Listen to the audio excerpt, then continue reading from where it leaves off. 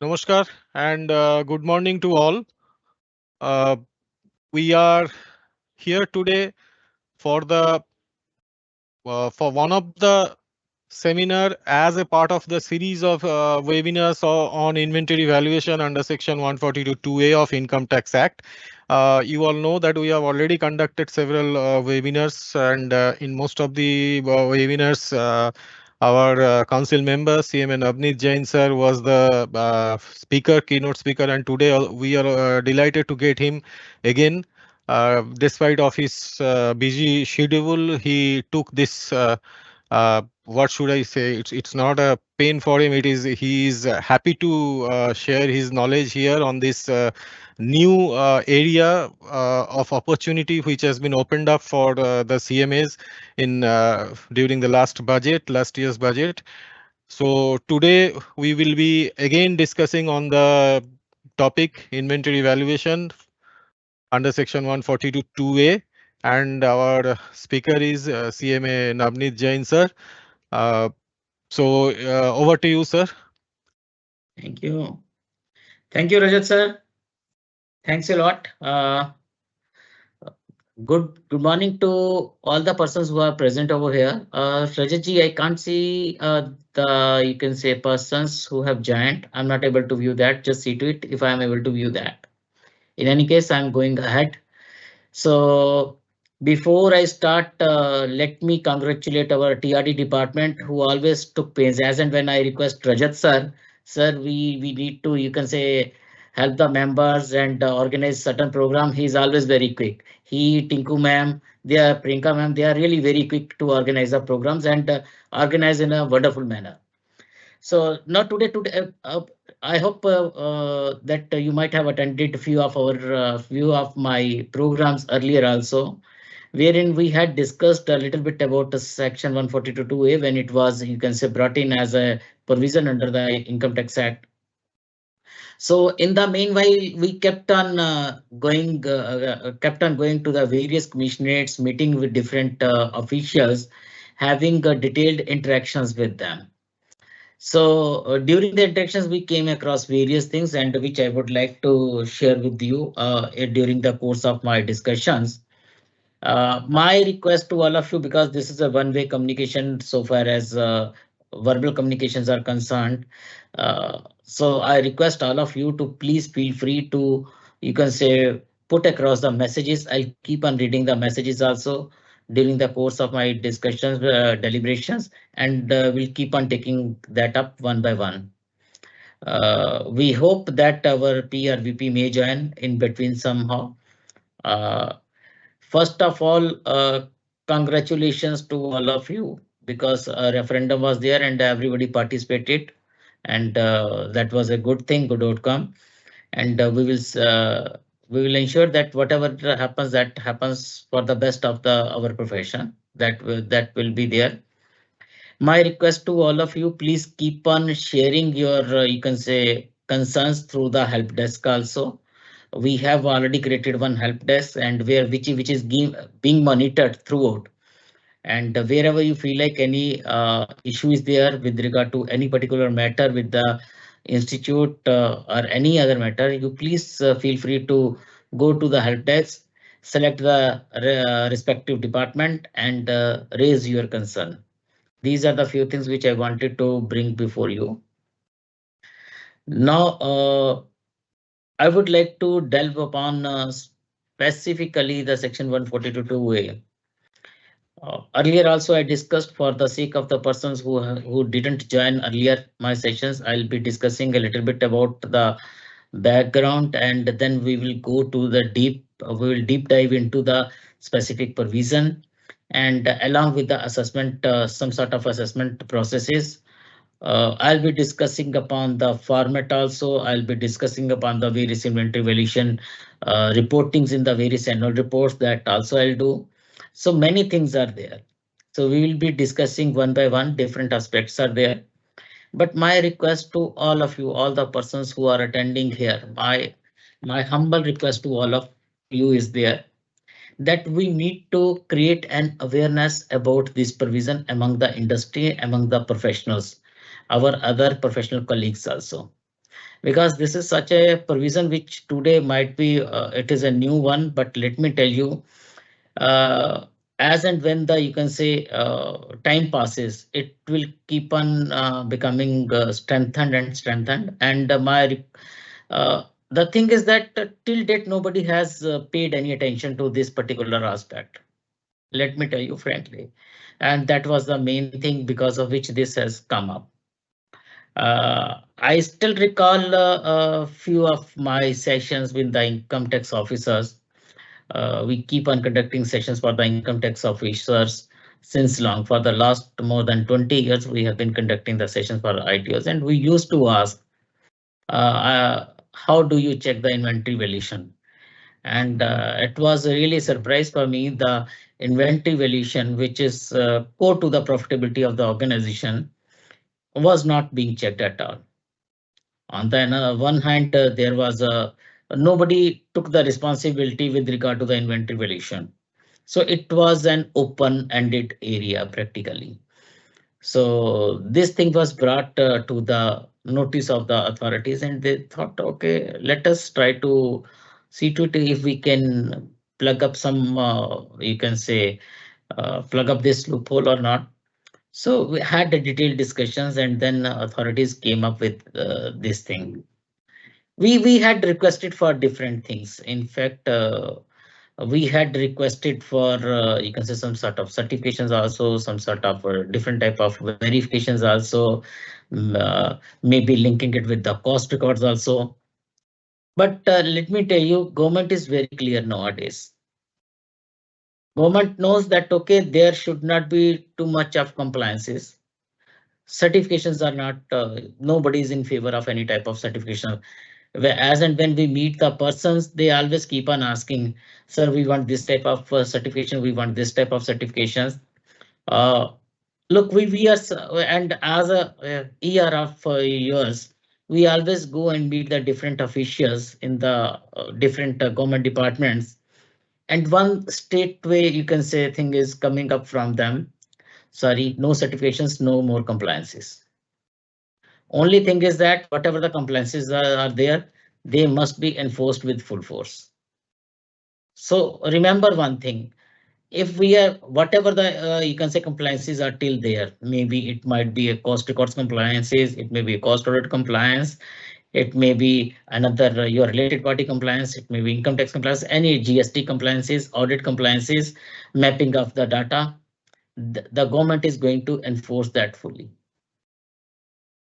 So Rajat ji, one thing, in fact, I'm viewing two screens. So do I need to do anything over at my system? Because I'll be sharing my slides also a little bit later. Do I So need? your screen is live right now. We can see only you. So Acha, okay, fine. you Okay, share fine. your I'm able to view too. I'm able to view too. That is why I was asking. yeah, no, Okay, no, you fine. share your presentation. Okay, fine. So, so no. The thing is that what is required to be done at our end to ensure that we are on the right side of the government, we are on the right side of the industry, we are there to assist the industry, we are there to help the industry. Industry, let me tell you, we are there for the industry and we have to serve the industry. We have to ensure that whatever the industry does, that is for the benefit of the, you can say, benefit for of the nation. Whenever we are going to, you can say, bring in any new provisions, always there are certain confusions, how to do it, when to do it, who will do it, what will be the process. So today I'll try to, you can say, throw some light on that. What are the different processes which are going to be there, how we will proceed, everything will be there. But there are certain gaps are there. I request my colleagues, my professional colleagues to please help the institute also. Wherever they feel like they can contribute to this particular area, please come forward and tell us. Through this forum, I would like to invite the persons who want to be become sort of trainer in the inventory valuation area, because soon we will be coming up with a you can say some sort of proposal or some sort of announcement wherein we will be requiring the persons across India who want to be trainers under the for the inventory valuation under the Income Tax Act. They should become part of the our that core group so that we can conduct the sessions across India, physical sessions. Let me tell you one thing frankly. So far as these webinars are concerned, we can have a larger audience more than the you can say physical sessions, but the interactions are not like that the way we have in physical sessions. So we would like that more and more physical sessions for the industry, for all the stakeholders should be conducted across India. Because from 1st of April 24, I think it will be in full force. So we are preparing ourselves for that, and we need to ensure that our members have a full knowledge about that. And for that, I'm thankful to Rajat sir and our Tarun sir, CSB secretary, who has helped you can say specifically coming up with the guidance note. Rakesh Sinha ji, I can't see whether he is here or not. Rakesh ji, if you are here, please put up a you can say message if you are here, because Rakesh Sinha ji helped us a lot in drafting of the manual. So that has been reviewed by many persons and it is for final editing. Soon we will be coming up with the detailed guidance note. That guidance note will be specifically for the not for the costing or specifically inventory valuation, but it will be for the Form 6D. Remember, there are two different things. There is nothing that how to go in for the costing of a product. For that, you have ample of books, ample of guidance is already available. How to correlate that for the inventory relation, that is a separate aspect. But when we have to report for the purpose of you can say under section 142 2A, how to go about that, that has been explained in that guidance note soon. And I'm really hopeful within this month it should be out ideally, because today or tomorrow I'll be getting the final copy and we will be finally reviewing it.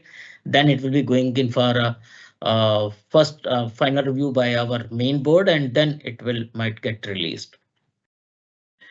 Uh, my request to you again, I'll keep on requesting you repeatedly. Keep on, you can say, raising your queries or raising your issues in the chat box, whatever you feel like. I can see. Okay, we need to. Rajesh sir, please see some of the question answers are there, uh, which are there One question I can specifically. see, the which is saying that inventory valuation is first reported in financial audit and then in cost audit report for the companies where cost audit is applicable, and then 142 2A again for which ICDS 2 is there. So how to Mhm. synchronize all these three? This is one question I can see here. Okay. So many things are there. Rajat ji, my request to you, you can publish all the questions, whatever are there. Suresh ji has asked about the empanelment procedure for various principal commissioners office. That is there. Why this provision is not mandatory? Sachin Singhal thank you for raising this query. Why this provision is not mandatory for all parties? So we will discuss upon that. I have already explained the government is not willing to go in for, you can say, putting some sort of this type of compliances on all the assesses. So let us see to it. But one thing is there, if we perform well as a cost accountant, we perform well. Let me tell you, it may your this suggestion may also see the light of the day. We have already, you can say, in discussions with that. But the thing is that let us first of all perform. We keep on asking so many things without performing that. That is not the right thing, because whenever we go to the government and ask for something, first thing is ask, okay, what your professionals have done, can you quote certain examples. If we go that, okay sir, here we can please give us the some sort of you can say certification. Okay, what type of certification you are doing, what type of benefits the government has from those certification. So these are the things. So my request to you, whenever we are asking for that, we should be practically deliberating upon that. Uh, Rajat sir, you please publish. I'm not publishing all the thing. When the inventory, I have already told Chetan ji has specifically asked that Yes, sir, I've when. checked it. Okay, So whatever you have not covered, only that question was there. I raised that. So others you have okay, already fine. covered. Okay, fine. So, I need but the publish guidance it. I notice think coming where up once like we, that. I think once we publish, it will come in the public domain. Till the time we publish it, it will not come in the public domain. Whatever the queries are there, if I'm not mistaken. So let me see. I'm going to publish. I don't know. Yeah, it got published. Yes, you once you publish it, I think it will get. I don't know. This you need to see, sir. So I'm starting with this was the bird's eye view. I'm starting with my presentation. Sorry, because a little bit of repeat will be there. The persons who have already attended my earlier sessions, a bit of repeat will be there, but new things are already will certainly be there.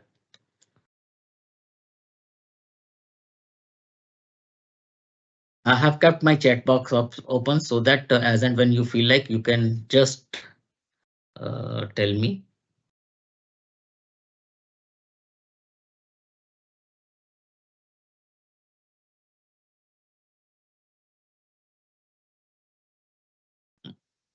I hope my PPT is in front of you now.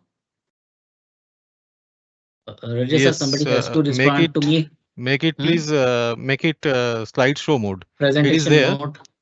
Presentation Yes, mode. All right. yes, done. Okay, sir. So thank you, sir. So before I start, one of the question. This is a total scenario of India where our principal chief missionaries are there. Why I just wanted to bring it to your knowledge because normally our empanelments will be done by the principal chief missionaries. And you can see here practically uh, in the 5 locations, there are approximately, I think, 18 or 19 locations are there, and where principal chief ministers are there, and out of that, 5 have been released. The members who are from across India and see from whether from their location, some you can say representation, some empanelment notice has been issued or not. If not issued, my request to all of you, please try to approach. We are visiting across India. Our CCMs are there. You can request your CCM in your area, your ER of any RCM in your area. And along with that, you can accompany to the principal chief commissioner over in your area and request him. And for that we have already uploaded the you can say various empowerment notices on institute's website. Yeah, anybody can download those empowerment notices, take them in their hand and visit. And if required, you can let us know. Anybody from our area can also accompany you. uh, So can Recent. I add one thing, sir? Yes sir, please Rajesh Yeah, sir, please keep on adding. Yeah. we have sent letters to all the principal chief commissioners throughout India, and the places where the principal chief commissioner does not exist, we have sent letters to chief commissioner of income tax. Letters have already been gone, along with given we have given the chapter's name and address also, and told them that please start empanelment, and our people from the local chapter or local area will meet you. And look, thank you, Rajesh sir, for adding up because we need to ensure that please have a look in the inbox of the chapter's mail ID. In most of the chapters, the representations have already been marked in copy. So please make sure.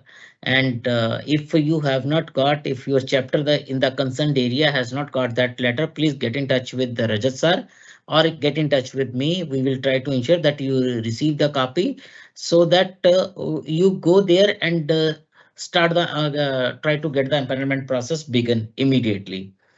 Uh, this is an area where at least we are getting a good recognition from the income tax department. They have relied on us. It will be our responsibility. I'll keep on telling that let it not meet the fate of our special audits under excise. because that was not good in taste practically.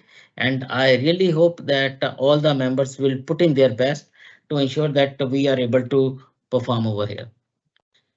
Today's discussion will be, you can say, what role of CMS will be there in the Income Tax Act. And I'm telling you, the way we are having discussions, the CMS role is likely to increase. But again, you can say checks and balances will be there. The department is watching us, and that how do we move ahead. So my request to you, please ensure that we are in the we are on the right side of the government, specifically to ensure that these provisions, the benefits which they want from these provisions, that should accrue to the exchequer. It should not happen that look, whenever the department is looking for a certain thing, one special provision is there, it means certainly department has smelt something wrong in the those financials of the organization for which you have been asked to come over. So to assess the department, and we have to assess them. But before that, before the department comes over, we have to assess the industry. For that, these discussions are there. The persons who are in the industry must ensure that a message is sent across to other industries also, so that they are aware of the provisions and start. If they are quite comfortable on inventory, let them have that way. But if they think that okay, a review of the inventory valuation system is required to be done, they must get it done by practicing CMS, so that they can have some sort of feeler that okay, a comfort level that okay, whatever the inventory valuations they are doing, that are in accordance with the Income Tax Act. Because earlier nobody used to check that. Even auditors did not financial auditors did not get into that in details. But now this is the right time that everybody, you can say, puts his things on the right place. We will be discussing on the inventory valuation format and costing. Remember how to correlate my costing, inventory valuation, the costing with the inventory valuation in the income tax, under the Income Tax Act. One question was rightly asked, sir. There is one is inventory valuation under the financials, one is inventory valuation and the costing, and then we are talking about inventory valuation under the Income Tax Act. How to, you can say, correlate with each and everything. So we will be discussing on that. But one liner, I can just tell you that with regard to the final inventory valuation format, we had discussions on it. We said with the policymakers, we said, look, sir, one thing is very clear. When we talk about the inventory valuation, ideally, in any of the, you can say, practically review mechanisms, if there are multiple auditors, there is a concept of dual check. If it is there, that is always beneficial for the exit checker. They said how? We said, sir, very simple. Look, our financial auditors, let them have the, you can say, checking of incomes and expenses, and from those incomes and expenses, how are they are going to have impact on the inventory. Let the another professional CMA check that, and then from there, once it gets finalized, actually what should happen once it gets finalized at his end, that should again flow into the financials to complete the process of financials. So they got the idea, and that is why this thing came up. We will be having discussions on the empanelment process. I will be sharing with you few of the empanelment notices. We can discuss upon that, that what are the different type of empanelment notices are there, what they are asking about. In few of the cases, they didn't ask too much of details, and in few cases, they have asked many details. Kerala, they didn't ask too much details. They said, okay, simply apply. And so far as another things are there, they have, you can say, created a form, yeah, along with the documentation and along with the notarized affidavit. You have to submit the application. Uh, Now, few questions. Purpose of the discussions I have already explained. A few questions to start with. Amendment. I'll be having a few questions. to start with, the way we normally do. And then amendment in budget, that was the thing practically for which we have assembled here today. Practically, we are attending this webinar. Uh, Three dates are there which we should remember practically in February, 1st February, 31st of March, and 27th September, when all these things were, you can say, from the inception till finalization of the, you can say, these documents were there. I'll discuss in the next slides. And what are pros and cons of such amendment? One very simple, you can say, process that now the, you can say, industry must realize that we have to that they have to lay focus on the inventory valuation in a different manner, unlike they used to do earlier. Because I'll share with you during the process, during my deliberations, that what do the different industries write in their financials. And if those things are written, if any impact will be there in the you can say inventory valuation for income tax purposes, can you get any clue from there? If you as a auditor get some clue from there, whether it will help in increasing the tax amount. So we will have discussion. Then form 6D, this is the most important thing which all of us need to understand, and especially industry must understand that. Not as a practitioner, I need to, industry need to understand that, because until unless industry understands that, it will not keep the data ready in those forms, because those forms have been designed by the CVDT in such a fashion so that each and everything can be checked in detail from these forms also, that whether you have prepared the data in such a fashion so as to ensure that the concept of cost or NRV has been implemented or not. Because till date, what used to happen, people used to, you can say, club up the items and do the inventory valuation the way they want it. It is not going to remain same anymore, sooner or later, practically. So we should be very clear on that. What is the way forward? Way forward for, no, for different stakeholders, different type of way forward is there. For CMA in practice, we need to upgrade ourselves. We need to learn a lot. We need to learn the nuances of the inventory valuations. Till date, I have seen a number of practitioners uh, writing that okay, inventory valuation, they used to mention zero difference in the, you can say, D2 reconciliation statement with regard to the inventory valuation variances. As and when, let me tell you frankly, as and when inventory valuation variance is shown zero in the financials, it means that costing of the product level costing is not there practically. Had product level costing been there would have been differences. For the department, they also need no way forward for the department.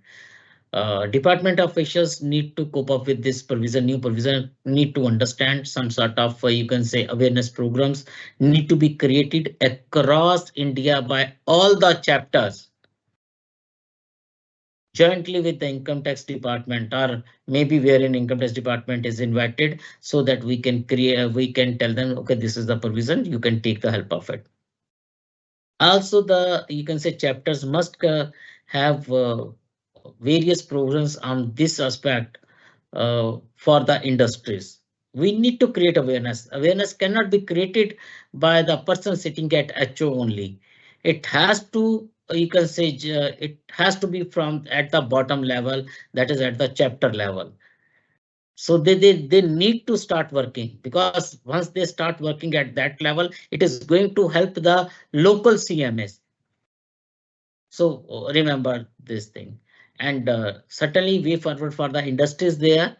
So they need to understand that what is required, need to understand the form 60 uh, line by line item, table by table. They need to go through that, and especially table, you can say 8 table, 9 table, 12 table, 13.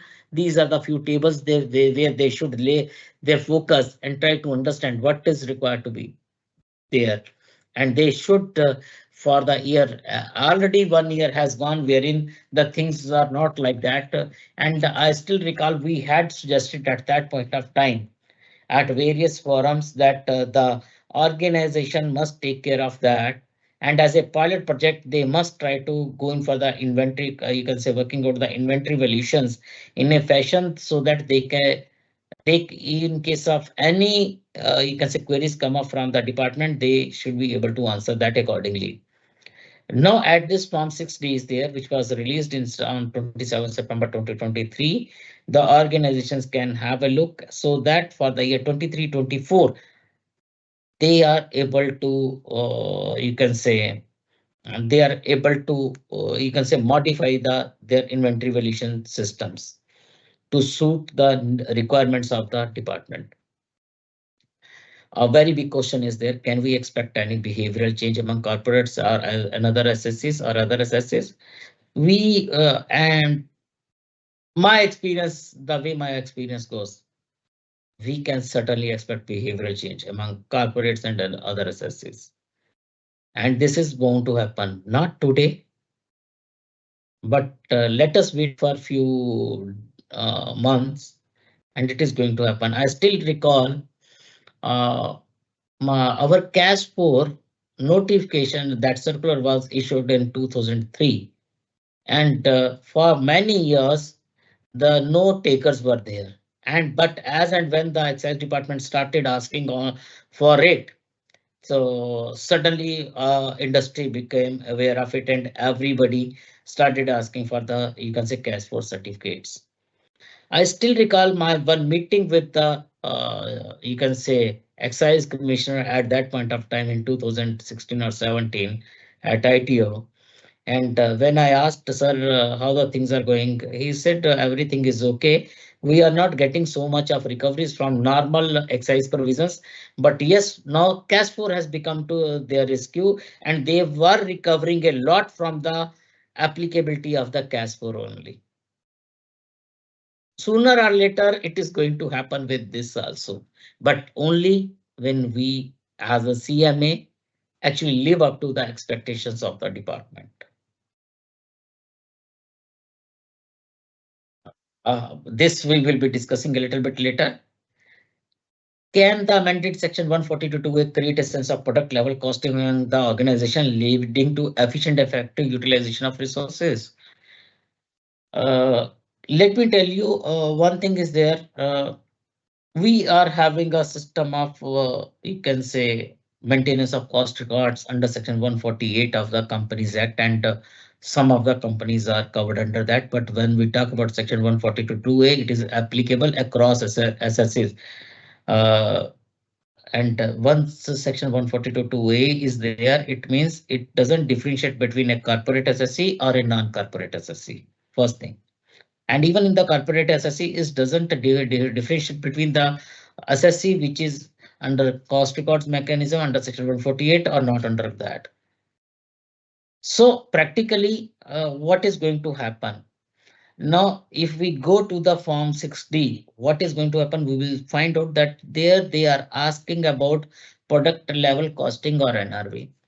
And if we have to specifically mention product level costing or NRV over there, and that too as per the provisions of the, you can say, in provisions of the specifically income tax act. So when we have to see that as per the provisions of the Income Tax Act, when we need to compare item level costing with the item level NRV, certainly the companies will ask for having a product level costing. And if at any particular point of time product level costing is, you can say, there, so certainly they will try to make use of that, by because the person who is doing the costing, he will certainly point out certain things which can be of some help to the top management.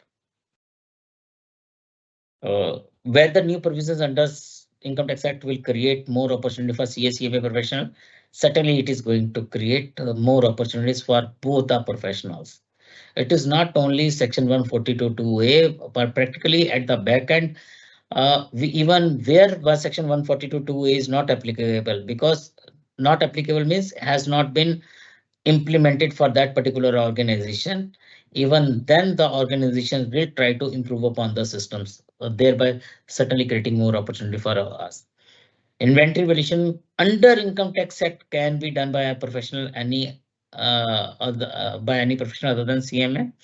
When we talk about Section 142(2)(a), inventory valuation can be done only by CMS, but otherwise, if inventory valuation per se is considered, any professional can go in for uh, doing the inventory valuation in detailed manner. Who will assign the work of inventory valuation under Section 142(2)(a)?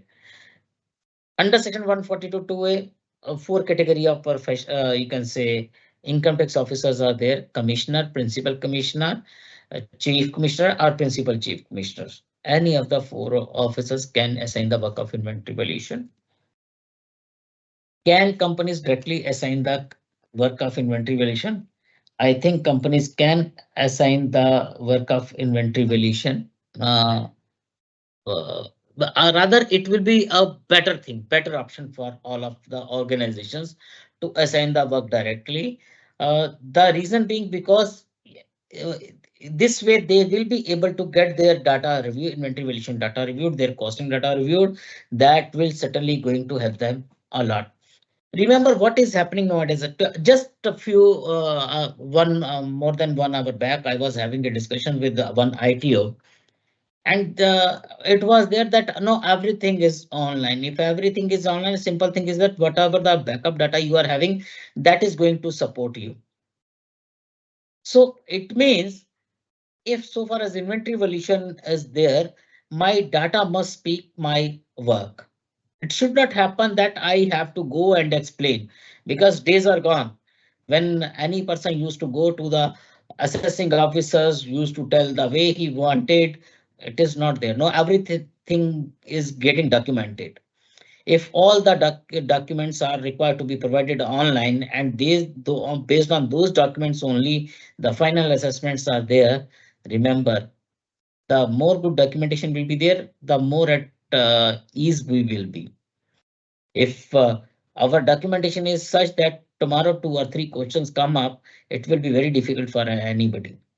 I have seen various type of inventory valuations where at the end of the inventory valuation, certain big provisions are deducted. That okay, my inventory valuation is coming 10 crores, and suddenly at the bottom they say 30% provisioning is there.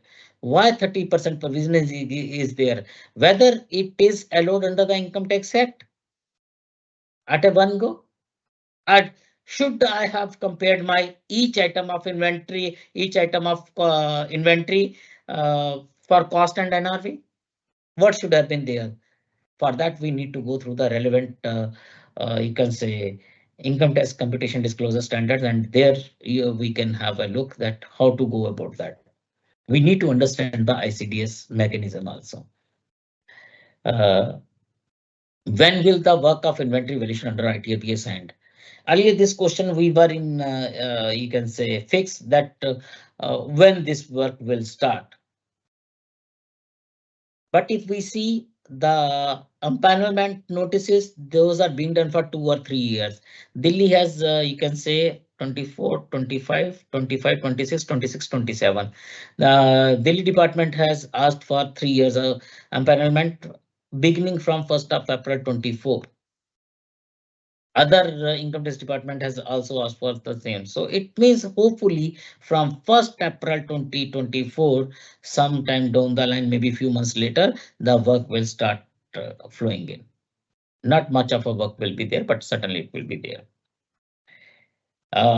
Very important thing for all of us to understand, the amendment in section 142 and 153 of the act have taken from effect from 1st April 23. Accordingly, apply in relation to the assessment year 23-24.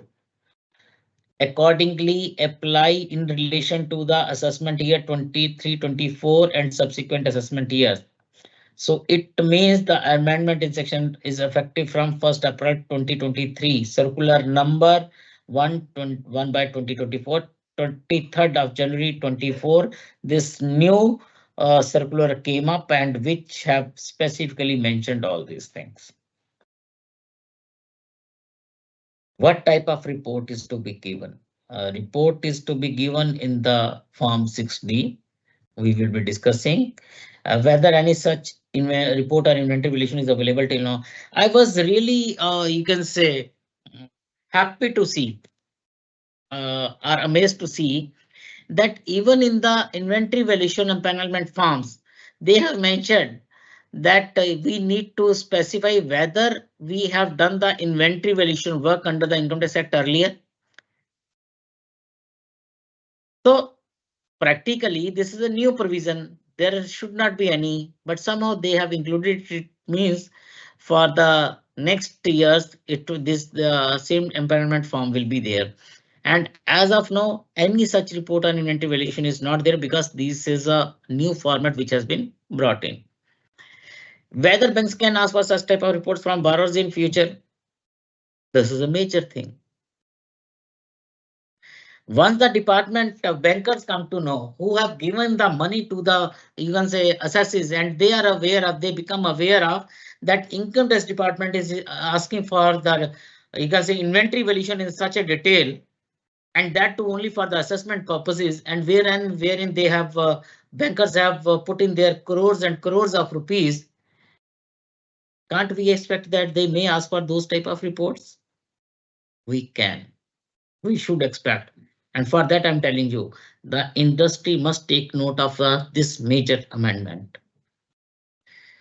Whether this amendment is applicable to companies only, this is not applicable to companies only. I have already explained. It is for the assesses. It is applicable on different type of assesses. What needs to be taken care of cost orders while filing cost order reports? My request to all my, you can say, professional CMA colleagues who are practitioners. While finalizing our cost audit reports, we must ensure that the way our cost accounting standards are there. You can say allocation and apportionment of expenses is there. Relevant cost accounting standard is there. We should try to follow that. Because if we go to the ICDS, there also same things have been mentioned, whatever have been mentioned in those our cost accounting standards, practically almost same. And when we follow that, at least in case of any query comes up, we will be of some help to our clients. Okay, sir, that this is the way we can give the answer. So another thing is that if we are pointing out certain differences in inventory valuations, do we have some proper justification why the inventory valuation variances are there? Normally in the costing, what happens? Normally in the costing, we go for the inventory valuation at cost of production only, because there are no such, you can say, guidelines are there that in the costing mechanism, how do we have to go in for the inventory valuation? Should we consider cost or NRV, or should we go in for the costing only? So in the costing sheets, we always go in for the, normally we go in for the, you can say, costing. And once we go in for the costing, there might be certain variances, and those variances might be just because of the NRV impact or provisioning impact, and we have to be very careful about that. Will we be able to, you can say, cross link those variances with the specific documentation? So it is a little bit difficult, but yes, as a cost auditor, we must try to, you can say, bring it to the knowledge of the organizations that, okay, sir, these variances are coming up, please take care of it. This is one thing is there, our iconic picture when we started these discussions. Our president at that point of time is also here. I always call 1st February 23 Golden Budget Day for CMS, when for the first time CMS got included in the Income Tax Act. And now, what was the explanation given in the budget document? Before that, let me go through and check if any of the queries are there in the chat. I'll touch upon that. I think no queries are there in question answer. I'll take a few minutes and see to it.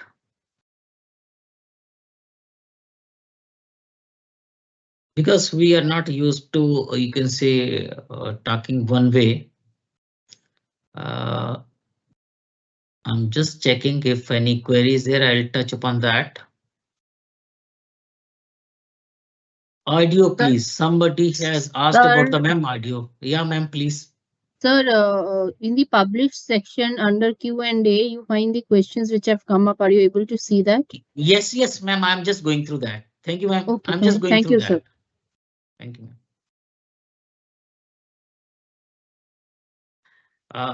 B. Kumar sir from Chennai has raised a certain query. I have already explained that. Few queries. Chetanji, I have already told when the institute will be issuing the guidance note, maybe by the end of this month or maybe first week it will be there because already it is complete. Final editing is there and next week we will be submitting it to the Cost Accounting Standard Board, which is taking care of it. Santosh Sharma ji has asked, cost of inventory is maintained by corporate through exclusive method, but we have to prepare inventory valuation report as per exclusive method. Mean we have to follow ICDS too. Could you please throw some light upon this? Santosh ji, thanks for raising this query. Remember one thing, if any person asks you anything with regard to the inventory valuation, remember that when we are talking about when once you get appointed through the Income Tax Act, section 142(2)(a), under that section you get appointed. Please remember, we have to follow ICDS too. There are n number of, you can say, court judgments are there where it has been clarified that for the purpose of computation of income tax, ICDS 2 will prevail over any other type of accounting or cost accounting standard. Remember this thing and never ever forget that. So whenever, and my request, I always ask everybody, please go through the ICDS and frame your queries yourself. We are certainly coming up with the guidance note, but my request to you, by the time it comes up, you please uh, see to it. It is visible.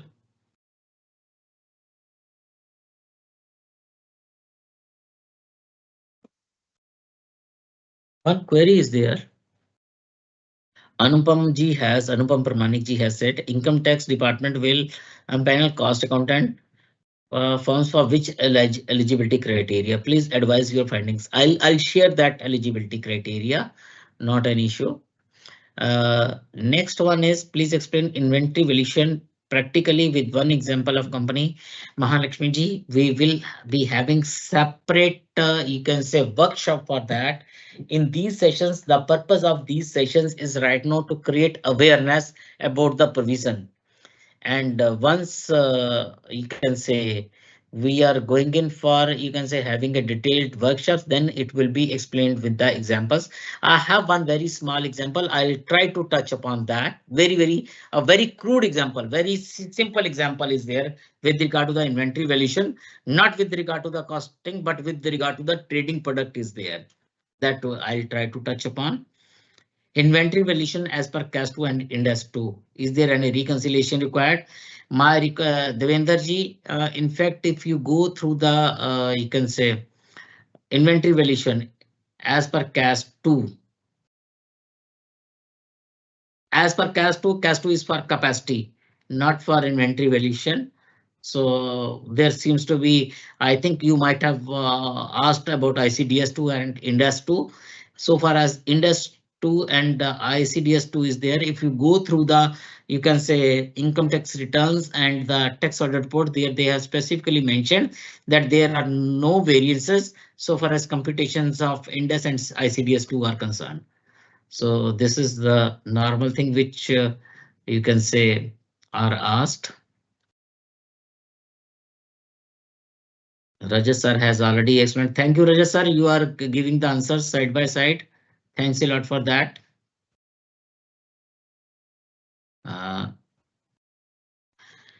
When will be the, sorry, Pramanik ji has asked, when will be the empanelment of practicing cost accountant who does not have rupees 15 lakh turnover? Side by side, I'm touching upon one major thing that so far as uh, turnover criteria is concerned, 15 lakh of turnover has been kept. It was recommended by the board, and which is being accepted, being you can say considered by the principal chief commissioners. My request to the persons across India for the different chapters, please remember one thing, if you go and request them, they may lower the criteria. Principal Chief Commissioner has the discretionary powers to lower the criteria. It is as per the, you can say, some sort of document which has been sent to the Principal Chief Commissioners. So my request to you, if you feel like that some criteria should be lowered, that some criteria should be lowered, so you can go and request them. But I'm giving you my experience. I requested at two different principal chief commissioners. Sir, please lower the criteria. Remember one thing, we need to compare it with our other professional colleagues. There they are having criteria of 1 crore or 2 crore. You just go through the empanelments under section 142A for other professionals.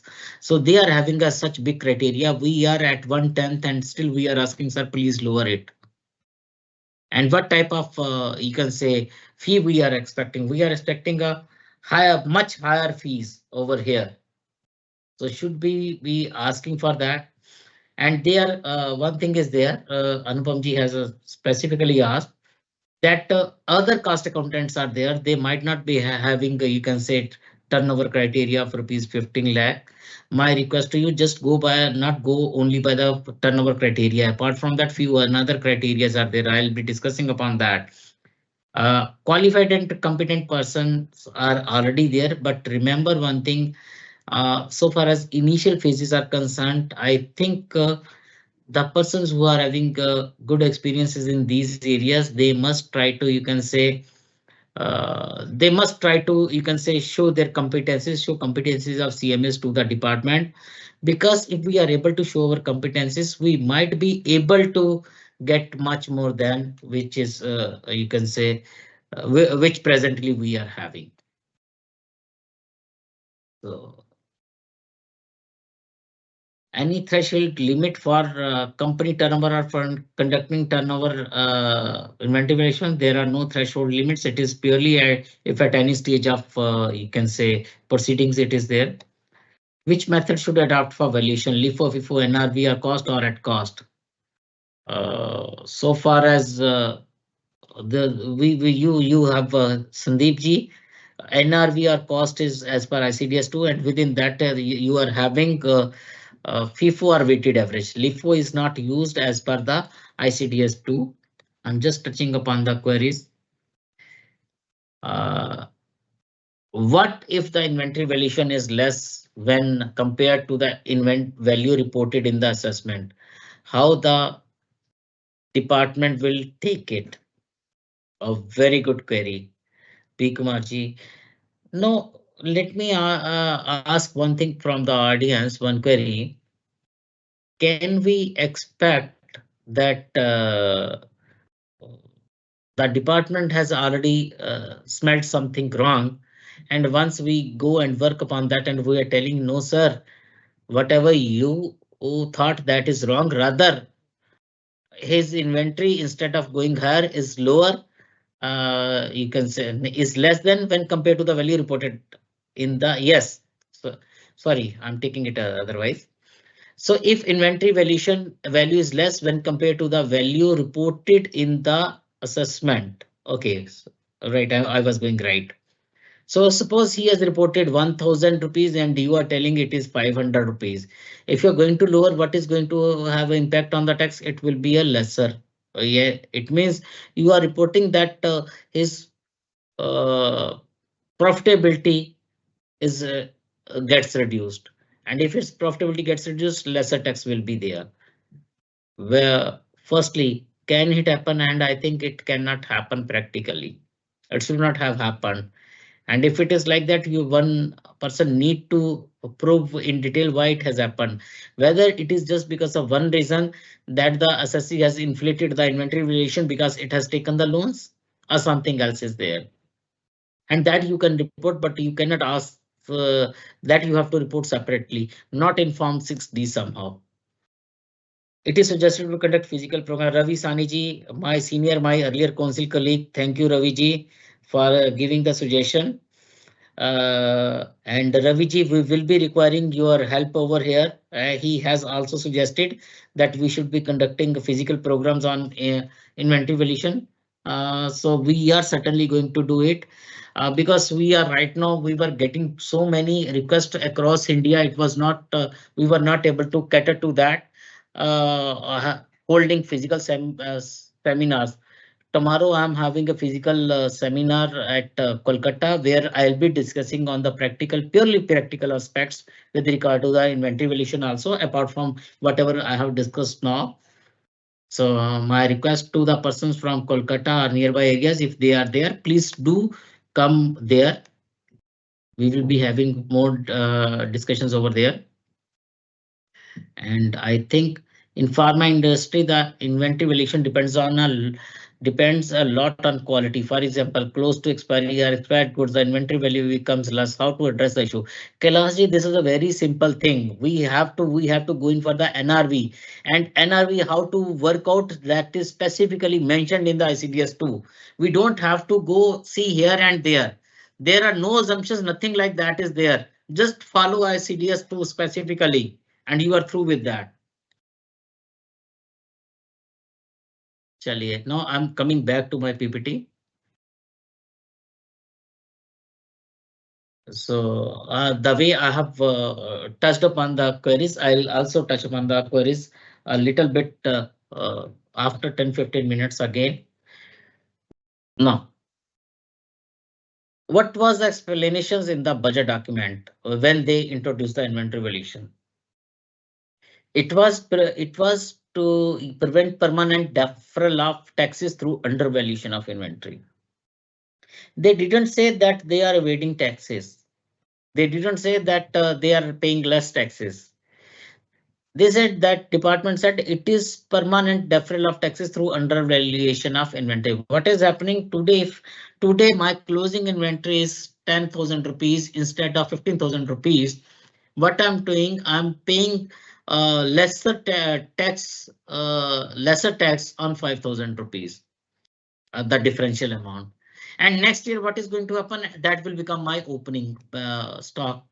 What is happening? So it means that is becoming my opening stock. So next year, you can say if I do not, you can say play with the closing inventory figures, practically next year I'll have to pay the tax. But for the 1 year, I have put a hold on the payment of income tax. They said it should be avoided. But let me tell you frankly, if organization is doing some sort of undervaluation in 1 year, it will keep on doing repeatedly for the another years also. He said assessees are required to maintain books of accounts for the purposes of that act. And one more thing specified that they have notified, government has notified various ICDS, income computation and disclosure standards, and ICDS 2 relates to the valuation of inventory. There are certain exclusions are there that we will discuss. Apart from that, one very good thing which was specifically mentioned over here was that Section 148 of the Companies Act. Remember, a reference in the budget document was given with regard to the Section 148 of the Companies Act. Also mandates maintenance of cost records and is added by cost accountants in some cases. This was a statement in the budget document, in the explanatory memo, right?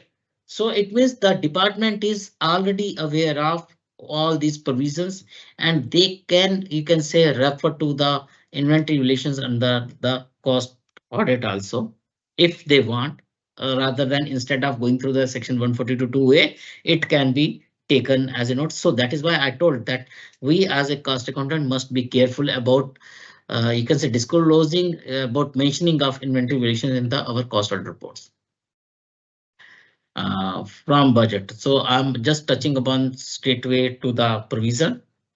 Now another golden day, first golden day I have told you it is 1st February and another one is 31st of March when the final notification was passed with regard to the income tax with regard to the section 142(2)(a) part 2. Look, section 142(2)(a), once we talk about it is into two parts. One is with regard to the you can say special audit by another professionals, and one is inventory valuation by us. So remember, so it is into two parts. Initially, what happened when some sort of empanelment notice was issued and we started getting queries, sir, we are not there. It is being asked for the another professionals in section 142(2)(a). We are not there. Are we there or not? So let me tell you, we need to go through thoroughly the empanelment notices for which professional it is there and under which section and subsection it is there. We are under part 2 and not under part 1. So on 27th of September, next final day, when Form 6D was notified, practically, I have taken the extract of the gazetted notifications. So ERs, all our ERs, what they need to do, that is what I have already discussed. Uh, Remember, one thing is there, I was having discussions with regard to the this particular provision with income tax officials, and one thing came up, how to go about it in the faceless processes. Because if any cost accountant is getting appointed, so it means it will how it will remain a faceless process. So I asked from few of the, firstly, some income tax very senior officer asked me. Then I didn't have the idea. Then I asked from the another officials, sir, how can we go about that? And he said, okay, we will have to see to it. Then I asked it from the CVDT official. They said yes. Say applicability of section 142(2)(a) in the faceless regime. How to go about that? So today only I was having discussions and it came to my knowledge that okay, very certain verification units are there because they have the powers to go physically and do the things practically. So I think through the verification units it might be there, but as a till that time you can say the process gets declared, we cannot say how to go about that.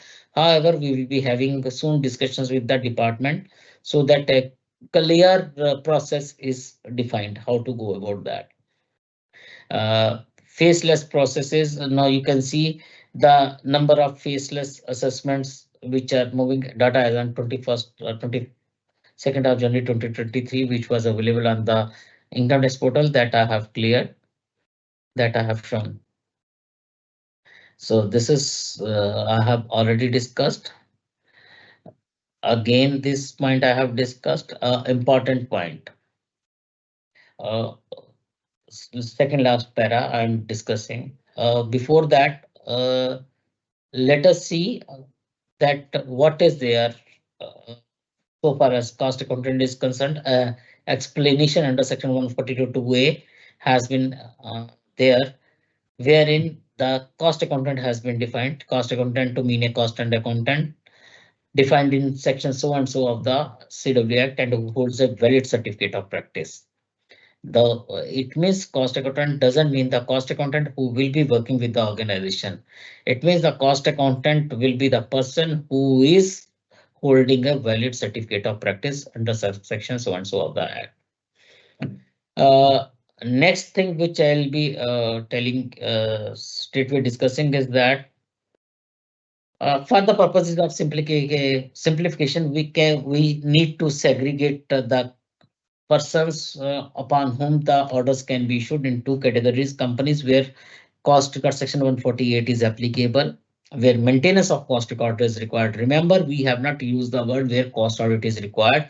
We have used the words where cost records are required. This is our interpretations in the that we can segregate into two parts.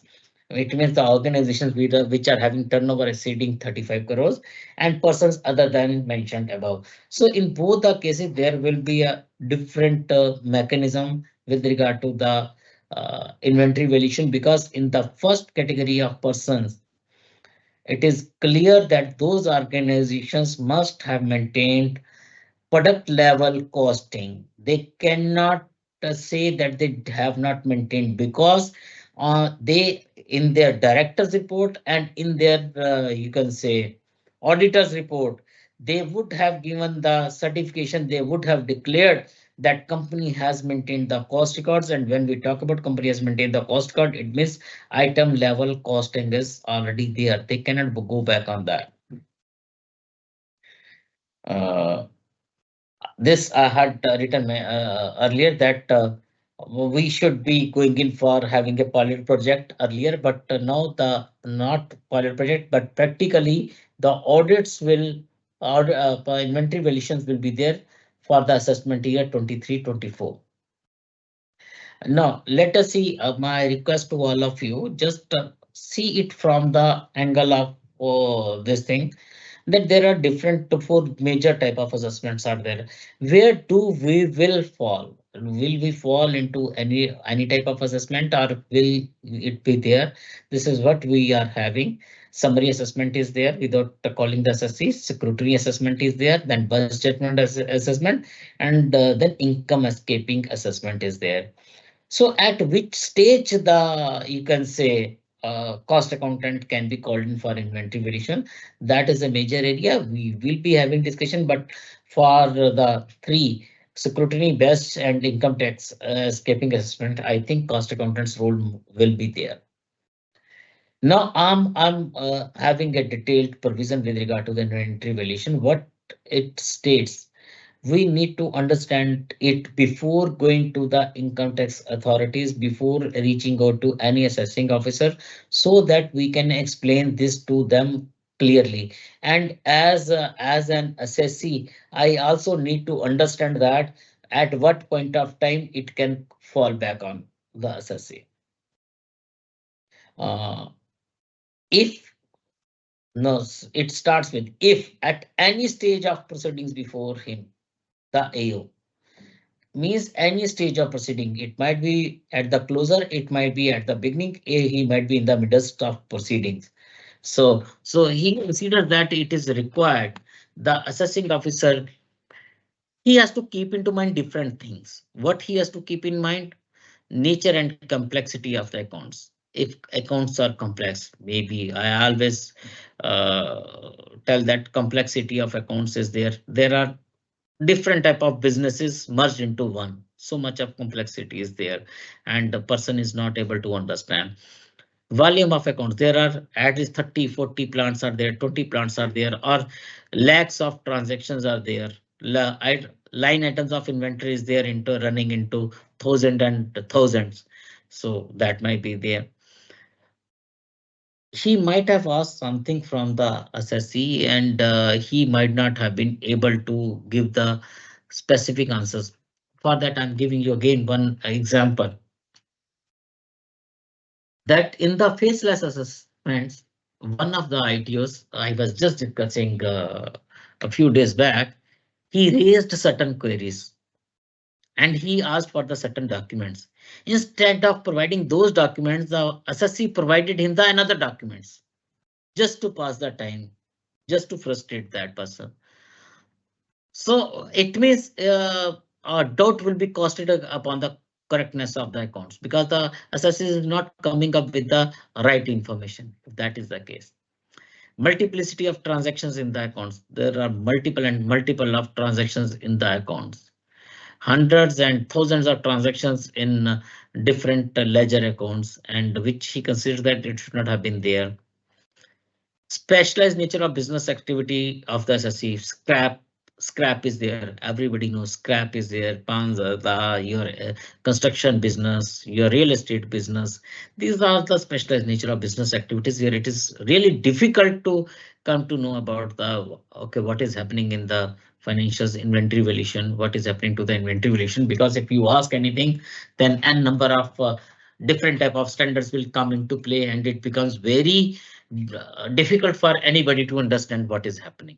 And I hope as a cost accountant, we have already experienced all these things.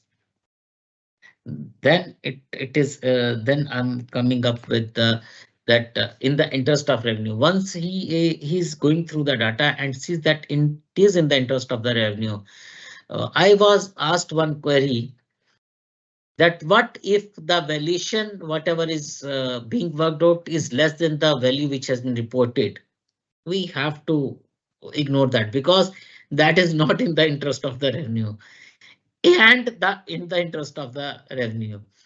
So if he's of the opinion and if the assessing officer is of the opinion that it is necessary to do so, first of all, what we need to understand, whenever we are going to the different departments, we need to have a good liaison with the assessing officers so that while framing of his opinion, we need to tell that, okay, what type of cases where he can consider all these type of complexities and another thing will be there. I openly tell that most of the organizations which have taken, you can say, loans, their inventories might be inflated, might be, because that is one thing which practically we have experienced as an IP and as a stock auditor who I have experienced. We have conducted a number of investigations, stock audits, and number of you can say processes under the insolvency, wherein we have seen the inventory valuations were inflated. So we can ask, advise the you can say assessing officer that instead of going for that, you can opt for another things. There might be certain different things. So we have to be very clear what type of assesses will be there. For that we need to, you can say, give some sort of advice, maybe suggestion to the assessing officer. I still recall the special audits under the Delhi VAT Act, where what used to happen, the department used to call the empaneled, you can say, auditors like us. We were there. They used to call us. We need to sit in their office, analyze the files, and then tell, okay, these are the cases where we are feeling something wrong might be there. So that was the thing. That is not going to happen over here just because of faceless regime, but still any cost accountant may be asked to come and visit the assessing officer and advise. And if it happens, we have to be very clear what should we, how should we guide the EOs? Because they also need to know how to use this provision. Until unless somebody tells them, it will not be used. And for that purpose only, I'm telling that, okay, as an ER, we have to create awareness. Chapter level, too much of awareness is required to be created. And that is what we are aiming at. And he with the previous approval of who's the way I had told you, principal chief commissioner, principal commissioner or commissioner. Only 4 officers are there whose approval will be required. Any of them, he can direct the SSC. Now, again, you can see here it is into 2 parts to get either or both of the following. Remember, he can get special audit also, he can get special audit and inventory valuation also, or he can the inventory valuation only. It is purely the discretion of the assessing officer. He needs to, you can say, justify it to his seniors so that they can tell about this thing. To get the inventory valued by a cost accountant. I'm skipping the first point. I'm going by the second part. To get the inventory valuation valued by a cost accountant, nominated by a principal chief commissioner or principal commissioner or commissioner in his behalf. But from where he will be nominated, he will be nominated from the panel. And that panel is being maintained by the principal chief commissioner as of now. I haven't seen any chief commissioner coming up with the notice of the notice for the empanelment. And we will try to go and meet the chief commissioners also and see to it if they are coming up with the this empanelment notice or not. To furnish a report of such inventory valuation, they are required to, cost accountant is required to furnish a report on inventory valuation in the prescribed form. That form is Form 6D, duly signed and verified the way we do by such cost accountant. And this is next line is very, very important for all of us to understand. Setting for such particular as may be prescribed. First thing is that whatever the particulars are there in the Form 6D as may be prescribed, that is what we have to convey. Not only this thing, but apart from that, if assessing officer is of the opinion that some more information might be required to justify the inventory valuation in the court of law, he may ask you to get that information also and put it in the report. So it is not only Form 60. As a cost accountant, I'll be required to go through my, you can say, appointment letter in detail, devise a strategy, what has been asked for, try to get all that type of data and then submit all the information and such other particulars as the assessing officer may require. Whatever assessing officer may require with regard to the inventory valuation. So you, as a cost accountant, I'm bound to provide that. I cannot say that he has not provided me. Provided the assessing officer shall not direct the assessee to get the account so audited or inventory so valued unless the assessee has been given opportunity of being heard. One beauty of the section 142(2)(a) for cost accountant is concerned, you can see the government has not used the word audit, has not used the word certificate. So this is very important for all of us to understand the way the government is moving. It says no certifications, no audits. However, this is a part of inventory valuation audit, but the word audit has not been used so far. Last line is unless the assessee has been given a reasonable opportunity of being heard. This is one of you can say safeguard which the industry can have. This is repeatedly telling that all the assessors need to understand if any this type of inventory valuation order is being issued. Before it is likely to be issued, inventory of you guys, sorry, opportunity of being heard will be given to the assessors. And if at that point of time they go to they you can say specifically submit to the assessing officer that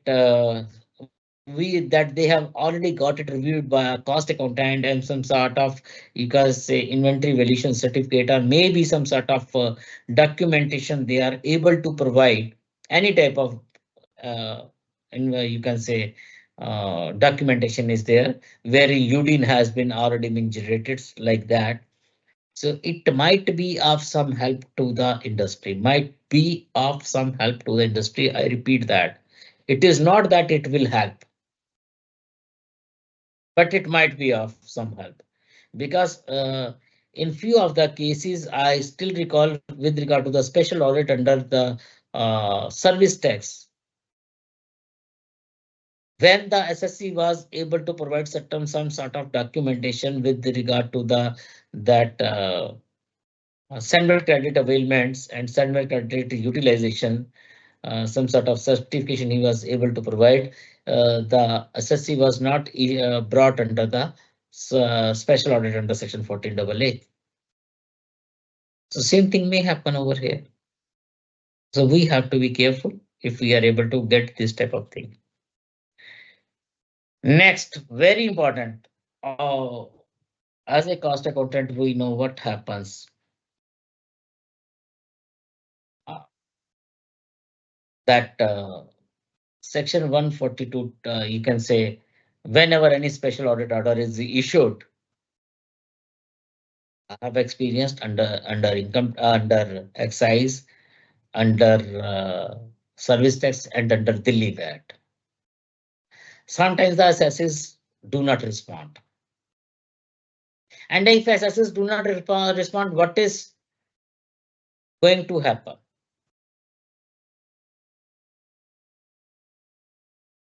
Section 144 is there, that is best judgment assessment. If you get an order to do the inventory valuation and the assessor is not responding, a beautiful thing is there that assessing officer gets a power. He is under an obligation to make an assessment to the best of his judgment in the following cases. If you see where if the taxpayer fails to comply with the directions issued under section 142 2A, if the taxpayer, the assessee, who is issued the order to assist the cost accountant and he is not assisting the cost accountant at that point of time, uh, they say that uh, if the certain conditions are justified, the assessing officer will direct the taxpayer to get his accounts audited by inventory valuation, so and so. This is the document. This is the extract which I have taken from a document available on the website of the income tax department. Recently, they have modified that, and you can see that part B is there. Officer will direct the taxpayer to get his inventory valued by a cost accountant nominated by so and so and to furnish a report of such audit in the prescribed form. What is the, you can say, has been mentioned in the particular section that has been brought in over here. Most importantly, we need to understand that if don't think that anybody can go uh, need not do anything and will be safeguarded from the applicability of this section. If it doesn't give any answer to the department, it has a special powers under section 144 and the assessing officer can use those powers. Opportunity of being heard. I'm repeatedly telling it will be a very too much of a help to you, to the assessees. Assessors must have proper and detailed item level backup, RMC and conversion cost of inventory valuation. So remember, this is very important. It is now practically of utmost importance, which is not happening.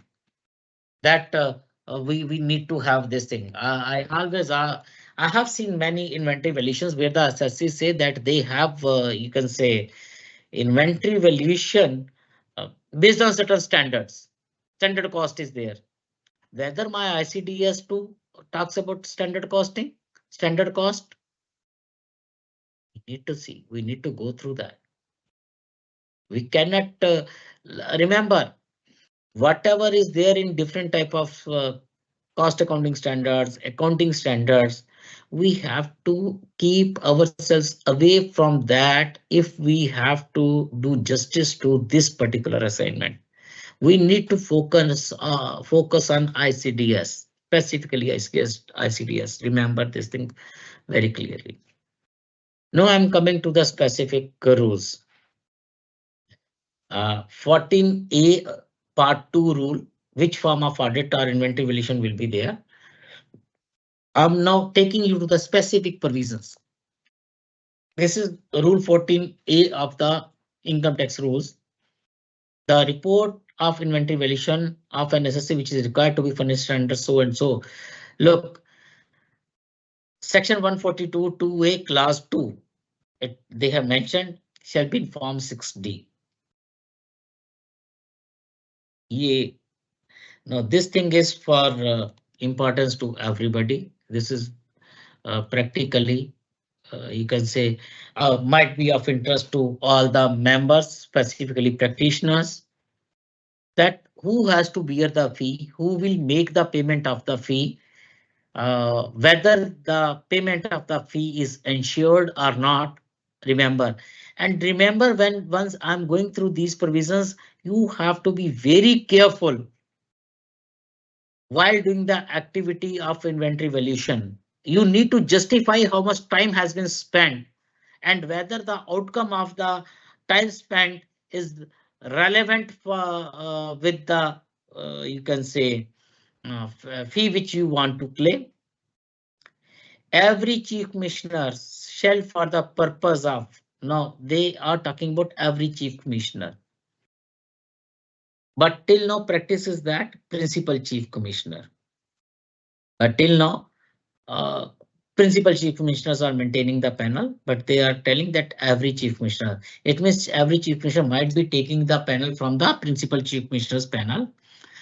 And they say that they will maintain a panel of accountants, so and so, and cost accountants out of the persons referred to in explanation to section 142. So again, in rule 14b, they have specified about the cost accountants, where the assessing officers direct. Now I'm reading part 2 for inventory valuation under so and so, from which year? For inventory valuation on or after first day of April 23. Clear? I hope now everybody is clear.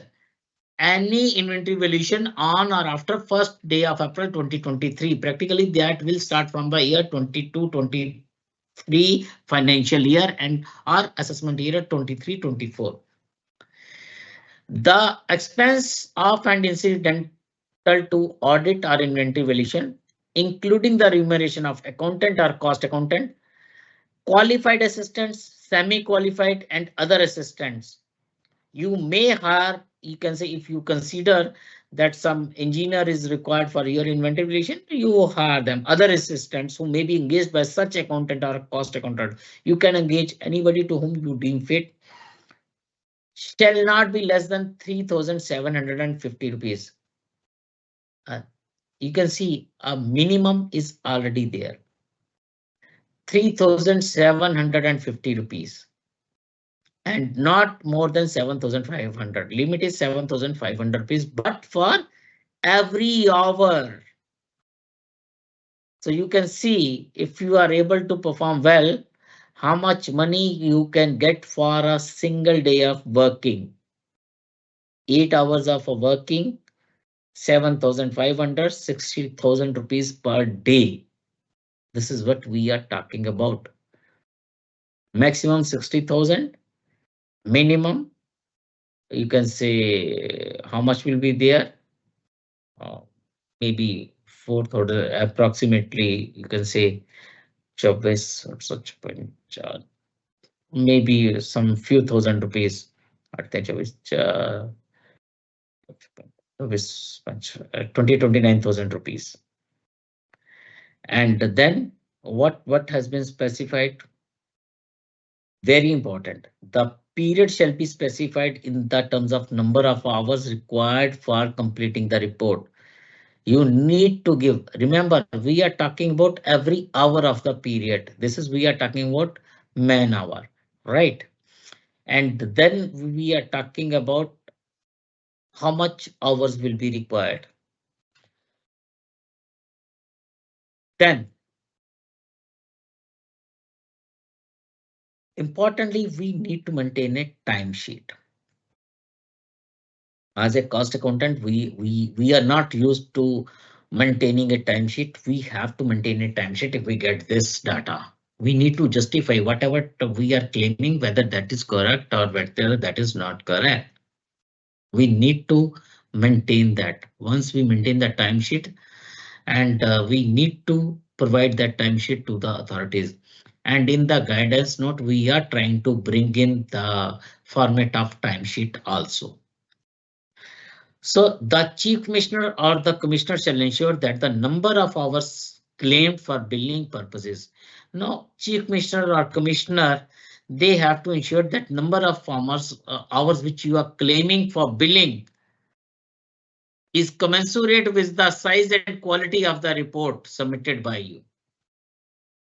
It is not like that at my own. I say that I had spent 200 hours and my report talks about that. OK, there is nil recovery or whatever the report I'm giving, the inventory valuation given by the assessee is already higher. Do you think are we going to get anything? We are not going to get anything, even after spending, you can say, number of days, number of months altogether. So we have to be very clear on these aspects. These are very, very important. These matters are of utmost importance. Remember, now I'm going with our strengths, weaknesses as a CMA with regard to the new provision. We can go in for the analysis of financials. We can go in for the costing of products. This is our strength. We always talk about that. But Are we well versed in inventory valuation so far? Seems we are not so well versed. That is the reality. For that, exhaustive trainings are required with regard to reporting, whatever the reporting which is required as per the mandate by the income tax authorities. And for that, all these type of sessions are being conducted. Opportunities. Whether there is any opportunity for CMS, yes, we need to show our expertise, not only in inventory valuation, but in costing also. This is the opportunity which has been given to us. And threat, straight with this is a big threat to us also. You do not perform and forget anything else. Then that is clear. That is a clear message. So we have to be very clear. I have specifically written failure to live up to the expectation, may close the doors of the regulators. We need to work very hard, very hard. Until unless we work hard, forget anything. And as a CMA, we need to showcase our expertise. And for that, certainly the institute is with all of you. And I'm thankful to TRD department, which is already, you can say, having a number of sessions across India. Cost records. The companies where cost records maintenance has been maintained must take the cost from cost records being maintained at item level for the purpose of comparison of cost or NRV. This is what I always suggest whenever these things are happening. If we have maintained the cost records, this is what I was telling earlier, that on the one hand, if my directors are mentioning that cost records have been maintained, my financial auditor is mentioning that, but while computing the inventory valuation, that item level costing is not there, then again it is an issue. So this is practically, if we are having a product level costing, it will help the, you can say, organizations to safeguard them from any type of the, you can say, difficult situations which may arise at a later stage. Now I'm coming to the now. This is a question for all of you practically. If you are given an assignment in the inventory valuation, I'm just have a look at it. I'm leaving it for few minutes. I'm leaving it for few minutes. Just have a look at it and tell me if you have to do the inventory valuation. This is of the same organization practically. You can say not fully practically, but how you are going to go about it? How you will be, you can say, taking it up? This is a one group company is there and one product at you can say one is for group company and another one is for the at the individual level, standalone is there. And if as a inventory valuer, you have to go and study it, how which type of you can say schedule you will take into consideration for working out the inventory valuation, whether 6 type of or whether 28 type of schedule. This is my query. First of all, I'm just going to the you can say chat box. Tell me this thing. I repeat my question. I again go to that. I repeat my question. If you are given an assignment of inventory valuation, which type of schedule will you consider? Whether it will be number six type of inventory valuation schedule or whether it will be 28 number 28 of inventory valuation schedule. What type of inventories you will be considering? In the meanwhile, I'm going through that. And what more you will be doing?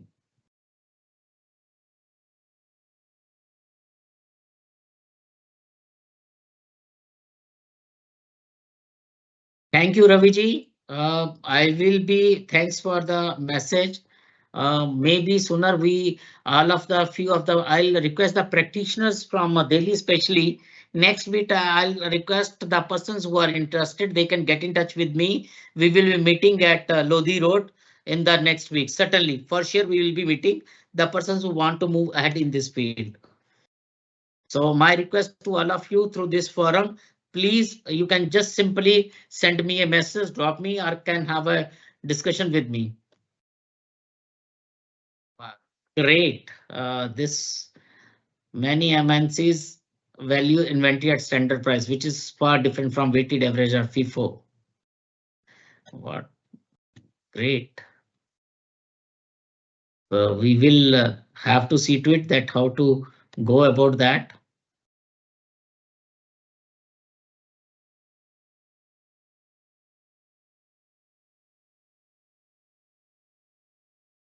Fees per man hour, Sachin ji. Oh. Somebody has raised the question fee real time possible. I'm not able to understand. He need to write the query again. Time limit is normally 90 days with which you will have to submit the inventory valuation report, and that is extendable also. So for that we need to have expertise on. Yes, certainly we need to have expertise on industry specific issues. Section 28 of the Kamalnath Act. Thank you. 28 of the schedule. Sandeep ji is telling schedule 6. 6 type of B command. I'm waiting for a few more persons to comment. Let me see. Only 3 persons have commented that which type of schedule we have to use for inventory valuation. It is you can say schedule 6 type or schedule you can say. I hope you are able to view this thing now practically. If I'm not, are you able to view the schedules? Please mention in the chat box. Tinku ma'am or Prinka ma'am, what is on the screen? Whether it is a It is schedule or visible, sir. something. A schedule is visible, na? Yes, sir. Okay, fine. So I'm just repeating this question again. So it starts with inventories. Yes, yes, yes. Schedule 6 or schedule 20, whatever is there. So tell me that. My request to all of you, just whatever you feel like. 28.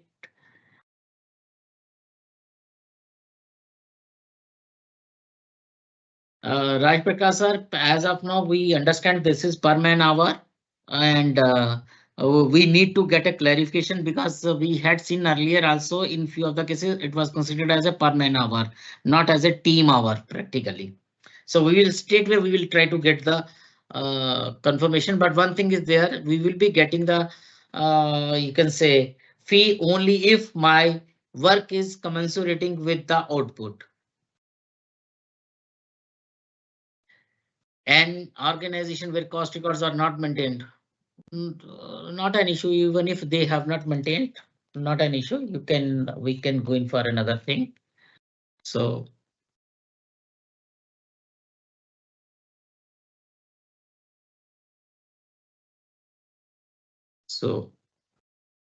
let us try to, you can say, move ahead. What is written in the PPT? Let us go to that.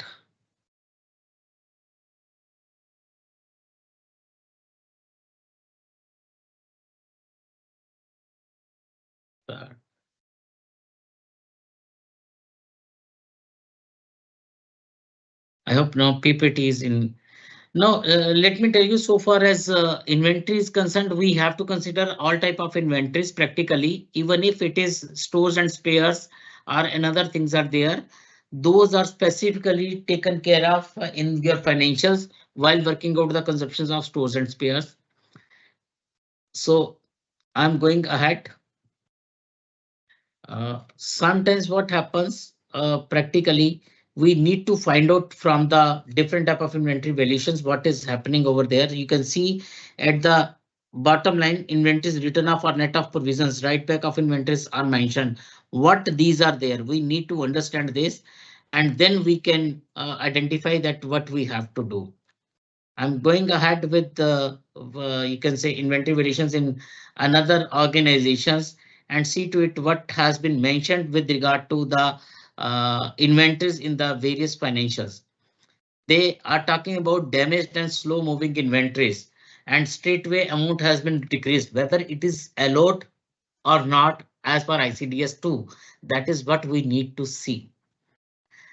In part two, at the downside, they said that they have gone in for a physical verification of the inventory, and they say that no discrepancies were noticed on verification between the physical stocks and the book records that were more than 10% in the aggregate of each class of inventory. 10%. And if you talk about that, if inventory is 4 to 5 crores, 4 to 5 crores inventory is there, we are talking about that even till 10% of inventory valuation variance has not been reported. It is 425 crores.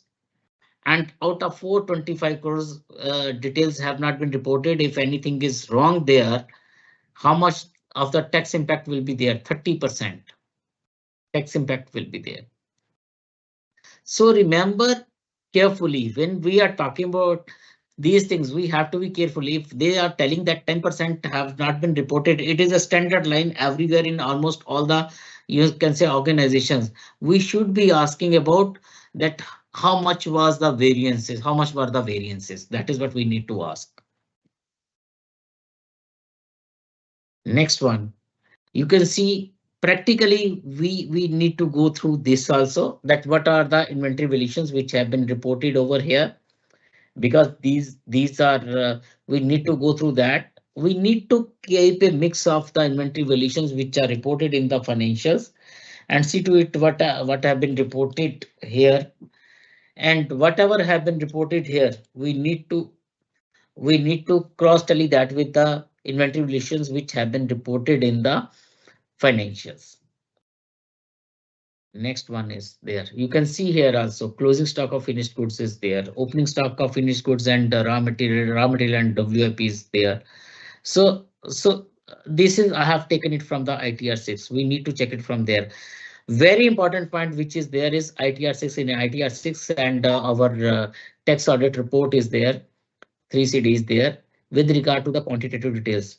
They are talking about quantitative details. Here you can see the quantitative details. They are asking whatever the quantitative details which have been mentioned over here, those must be matched with the inventory valuation, you can say, quantitative details which the organization is supposed to mention in Form 6D. Remember, this is very, very important for everybody to understand.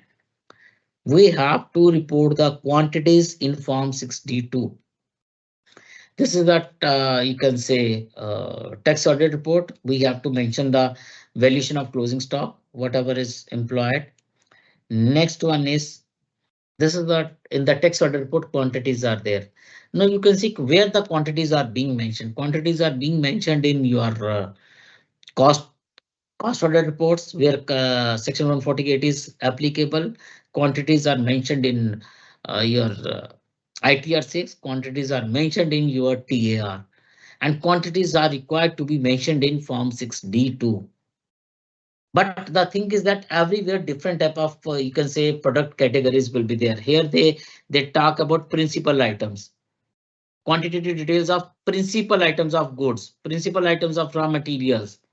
But this is not the case when you talk about the items in the Form 6D. They are talking about item level for the top 80% items in the value terms. So we have to be very careful. And TR specifically asks about whether any cost audit was carried out, if give the details, if any of the disqualification and disagreement on any item, on any matter, item, value, quantity as may be reported, identified by the cost auditor. So valuation you have already reported differently, but I have never ever seen that any text in text audit report it has been reported. This is the way the inventory empanelment form will be there.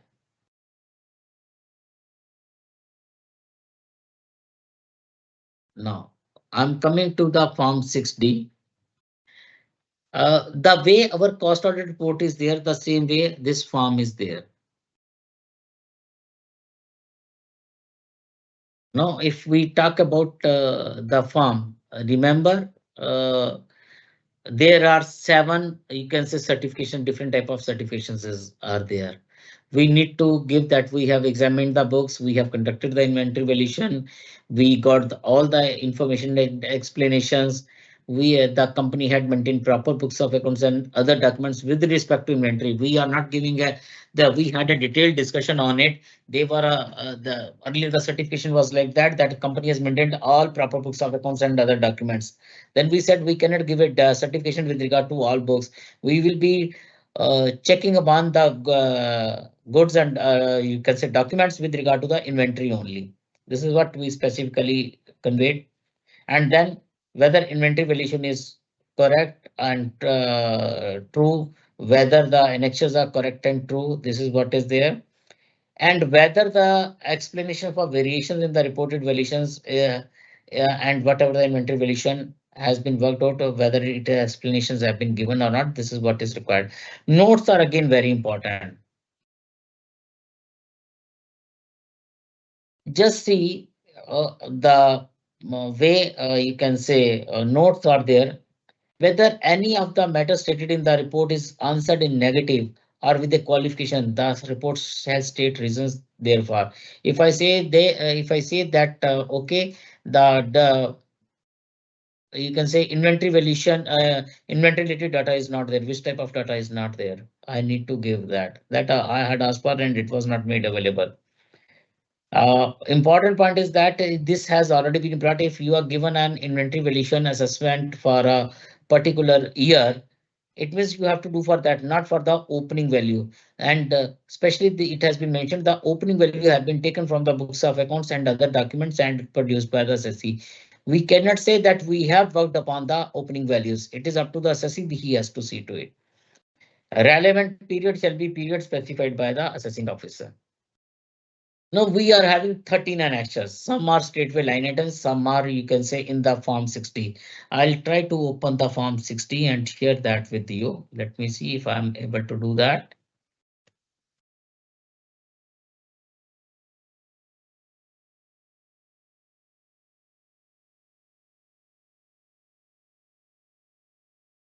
Are you able to view the form?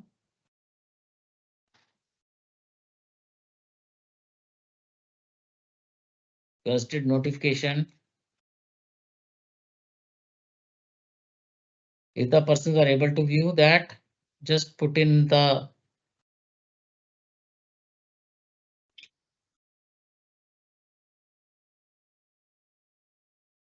Tinko ma'am, if anybody is able to view that. No, no, no. No. It is showing annexure items number Annexes, 1 to 13. let me see how to go about that. Mhm. I need to stop sharing it and then I should.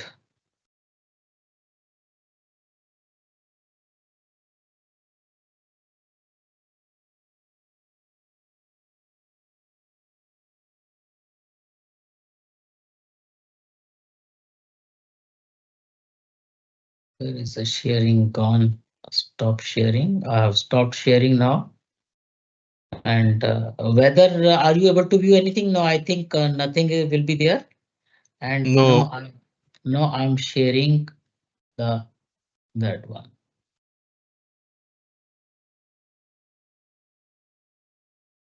I hope now you might be able to view. Yes, yes, yes. Right, sir. Now this is the form 60 on which we have to, you can say, specifically give the report. You can see here. I'm taking you to the specific format. So you can see these are first 7 formats are very easy practically.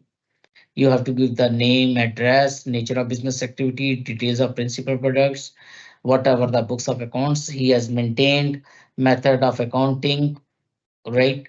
And if any inventory management system is there, that is what is required to be given. Different type of inventories are there. You can see here we have given n number of inventory items, and these inventory for each of the inventory item which are given over here, normally we are having a separate tables in these inventory valuation formats. And then if you see after 7, 8 number comes. And in 8, we have to give the, you can say, summarize financial results, nothing more than that. This is what is required to be given. And once we give whatever formulas have been given, we have to use those formulas only. And next one comes, which is very important. Now we need to go through that. Details of raw materials under item number 9. In respect of items manufactured, full quantitative details of raw materials and finished products as indicated below at consolidated at entity level. This is what is required to be given. We need to give at consolidated, in consolidation at entity level. It will be really tough for the organizations who are having multiple units. They will be required to consolidate that and then report. It is not an easy thing. Just think from the practical perspective, you will come to know about that. Different type of raw material. What is unit of measurement is there? Unit of measurement right now is very much in discussions because our cost audit branch has already issued certain show cause notices. Then opening stock quantity, purchases, consumption of raw materials quantity, then raw materials sold as such, and closing stock. If any other adjustments are there, that is required to be mentioned. And for other adjustments, we need to give that, you can say, statements why it is there. It is just because of shortage, wastage, rejects, etc. Everything is there. What is required to be given?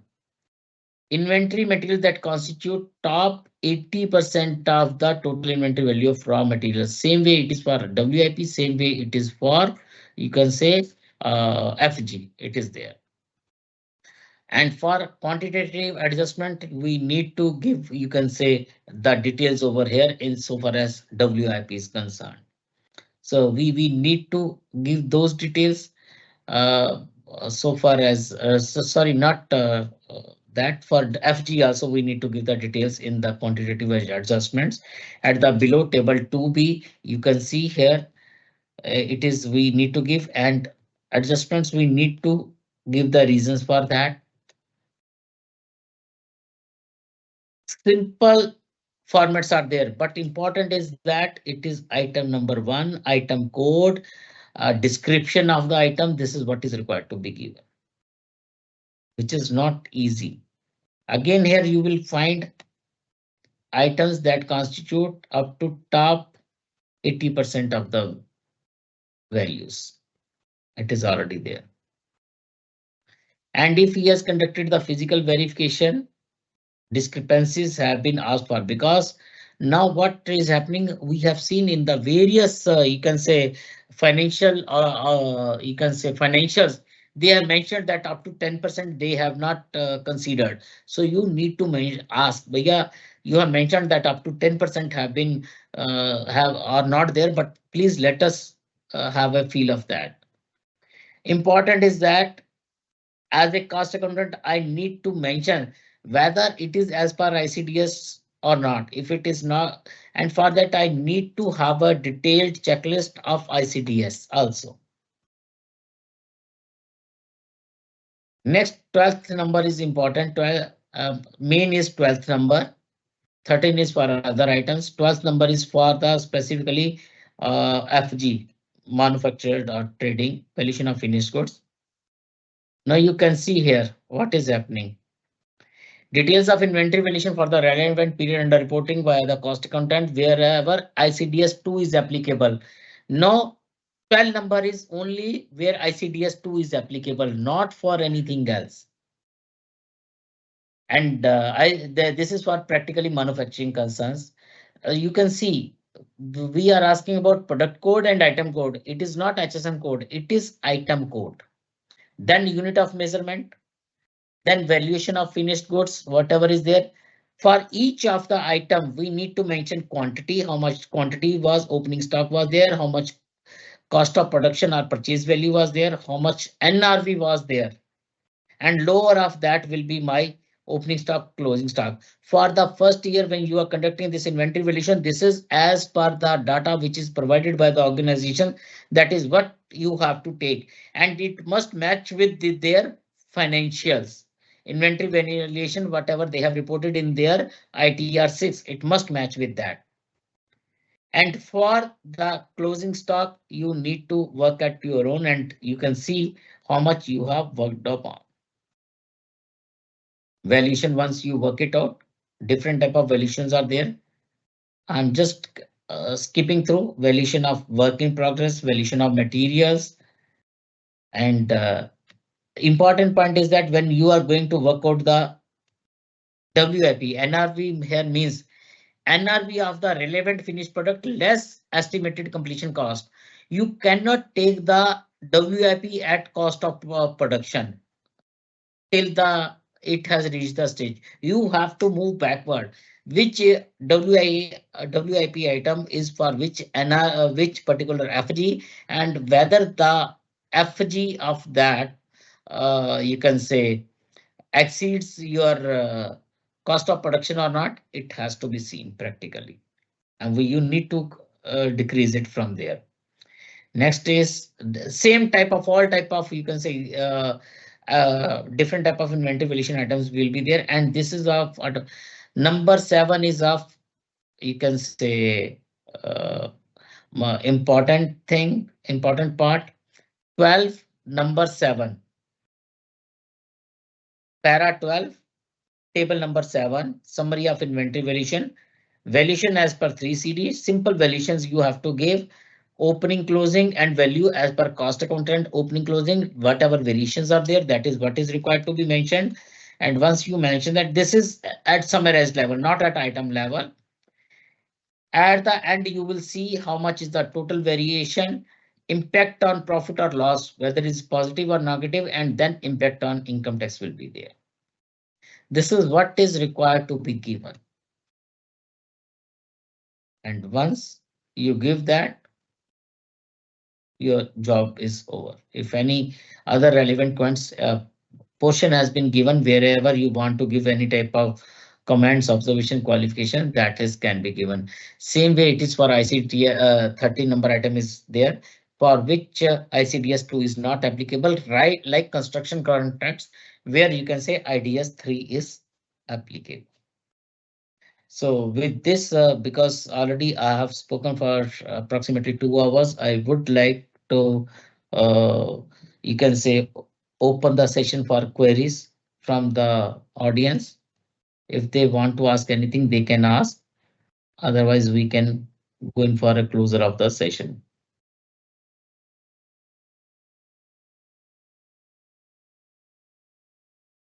Shankarji has suggested that we need to organize a workshop centrally so that before we venture into the actual job of inventory, we do have at least reasonable knowledge and equipment to carry it out. Certainly, Shankarji, we will try to do that. But I think centrally it will be very difficult for anybody to travel across India. So we will try to have it at regional levels. We will try to do that. Whether a cost accountant practice or part-time is not allowed for anything, any type of certification. Ravi ji has rightly pointed out that both are important. Practically 100%, it is incorrect. We need to have 100%, no tolerance rate of.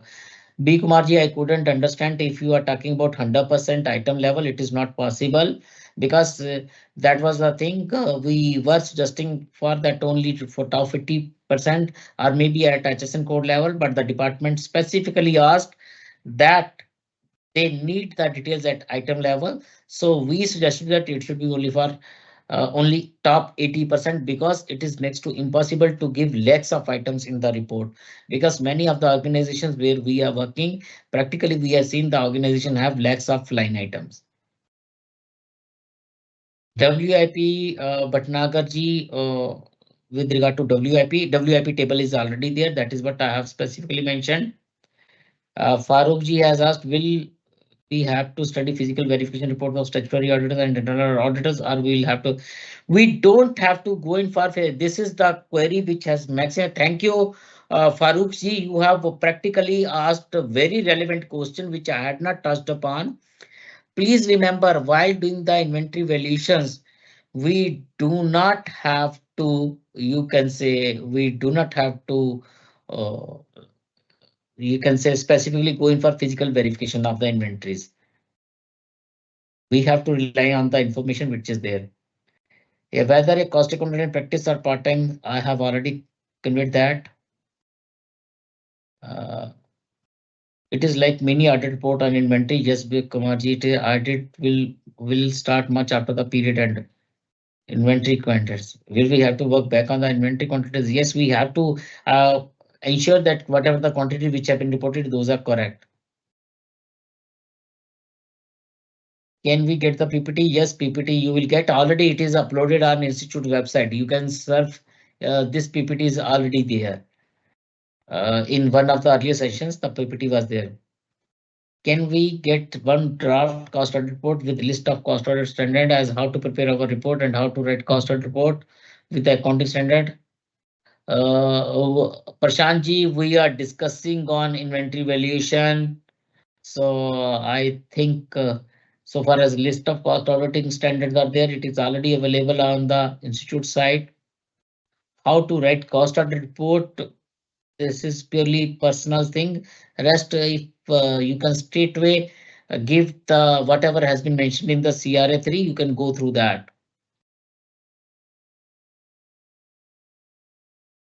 Forms only, I am not able to. Okay, fine, fine. No form is in only nexus. I have already checked that. I think, sir. Is the inventory, if the SS is not under the cost audit, will the inventory auditor have to check costing system or the tax authorities aware that this will take time if to be covered? But you are a cost accountant. If you have got the, you know that data is available in the costing system also, why shouldn't you check? You must check that. You need to justify your findings with different type of reporting. Such cases, opening inventory needs to be valued. Uh, Look, it is up to the financial auditor, Shankarji, change in accounting policy. All those things are there for him for the opening inventory. Let us not try to digress from the main core issue of you can say valuation of the closing inventory.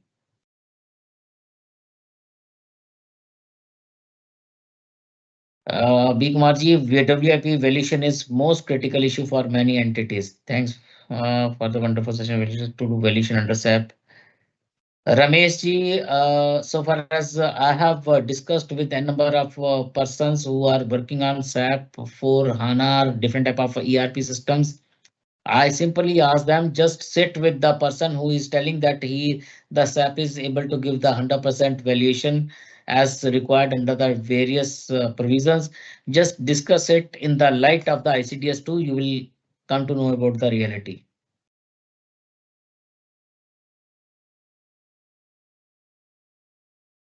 Valuation tools can be Sandeep ji, why should you directly derive from the financials?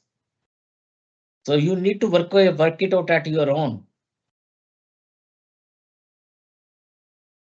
CMA for inventory has to cross check the cost of report already submitted also. Yes, you need to. Mhm. Thank you, B. Kumar ji. The cost accountant has to check the inventory valuation also. Is there any questionnaire format to be shared by the company before starting the valuation? Yes, Mijo ji, it is there. It will come in the whatever the questionnaire format or requirement list is there. That will you will find in the guidance note. Not possible. Akhilesh sir, Butcher sir, my senior sir, thanks for coming and joining the session.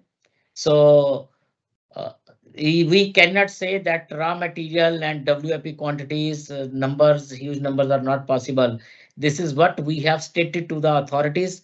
I personally had discussions and we had stated it to the authorities. Sir, it is very difficult. They straightway said, forget about difficulty because this will be an exception type of exercise and the companies have to provide that. If they do not have this data, how did they compare their you can say cost with the NRV.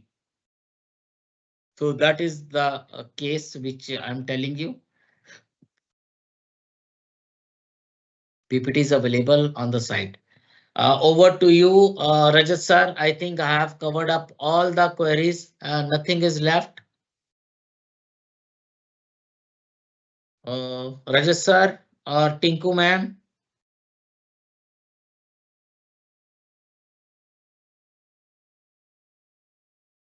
Rajat sir, Tinku ma'am, Podar ma'am. If any person is here, please join. Yes, sir. Ma'am, over to you. Now mine session is over. Thank you, sir, for your time. Thank you to all the participants for joining. And we from Tier D hope that this today's session has given some insights on this designated subject. Thank you, Jain sir, for your time, and we hope in future also we will give your time for the members and other stakeholders for their gaining knowledge like this. Thank you, sir. Thank you, Thank everybody. you, ma'am. Thank you. Thank you, sir. Thank you so much. Thank you, sir. Thank you. Thank you. Thank you.